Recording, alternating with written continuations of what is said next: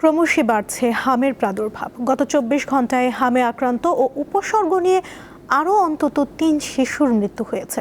গত ২৪ ঘন্টায় Mymensingh medical college হাসপাতালে হামের উপসর্গ নিয়ে আরও ২২ শিশু ভর্তি হয়েছে। বর্তমানে হাসপাতালে হাম শনাক্ত হয়ে চিকিৎসাধীন আছে ৭৮ শিশু। সুস্থ হয়ে বাড়ি ফিরেছেন ২১৩ শিশু, আর মৃত্যু হয়েছে ৭ শিশুর।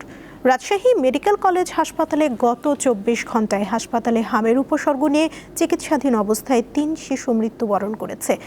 এই সময় হামের উপসর্গ নিয়ে হাসপাতালে ভর্তি হয়েছে ২৩ জন। ভোলায় হামের উপসর্গ নিয়ে আজও নতুন করে ৫ জন শিশু জেলা হাসপাতাল সহ বিভিন্ন হাসপাতালে ভর্তি হয়েছে। এদিকে বরগুনায় ৪ দিনে ৩৫০০ শিশুকে টিকা দেয়া হয়েছে। হামের হটস্পট বরগুনায় ৪ দিনে ৩৫০০ শিশুকে টিকা দেয়া হয়েছে।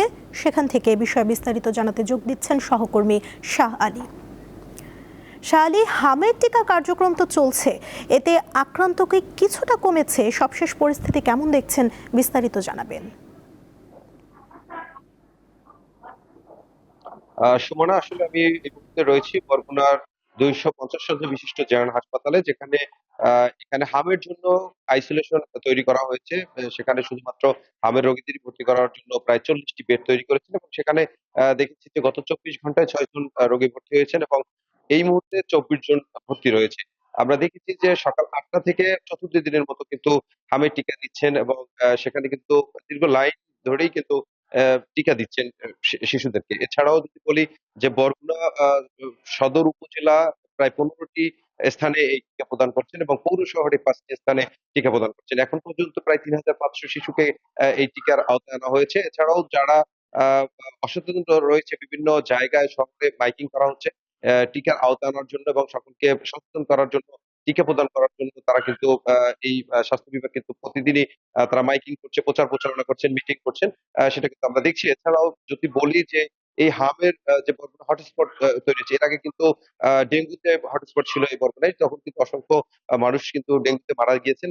একের পর এক এই যে আ দুর্যোগ বলে এক প্রকার, সেই দুর্যোগে কিন্তু বরগুনার মানুষ আতঙ্ক রয়েছে আসলে বড় ধরনের দুর্ঘটনা ঘটে কিনা। এখন পর্যন্ত বরগুনা জেলায় প্রায় ৩,০০০ এর মতো আ আ এখানে কিন্তু আমরা যদি দেখেছি যে বরগুনা জেলায় যে ৩ জন শিশু মৃত্যু হয়েছে, আমরা সেটা দেখেছি। এবং এখানে যারা আসছেন ৩ বছর, ২ বছর, ৫ বছর এরকম করে শিশুরা। এর মধ্যে আবার আ যুবকরাও রয়েছে, বিশেষ করে আ আ ২০ এর উপরে, আ ৩০ বছর বয়সীও কিন্তু এখানে রয়েছে, আমরা সেটা দেখেছি। এবং তারাও কিন্তু একই রোগে আক্রান্ত হচ্ছে, এবং ডাক্তার বলেছেন একজন আ রোগী থেকে প্রায় ১৮ জন আক্রান্ত হতে পারে, এবং তাদেরকে সচেতন করার জন্য মূলত একের পর এক তারা কিন্তু সভা সেমিনার করছেন। এখন পর্যন্ত কিন্তু কোন রকমই নিয়ন্ত্রণে আসছে না, এবং প্রত্যেকেই কিন্তু আতঙ্কের মধ্যে রয়েছে যে কখন মহামারী আবার ধারণ করে এই হটস্পট বরগুনায়। এবং প্রতিনিয়তই তারা এই টিকা নিয়ে কথা বলছেন, যাতে সকল শিশুদেরকে যারা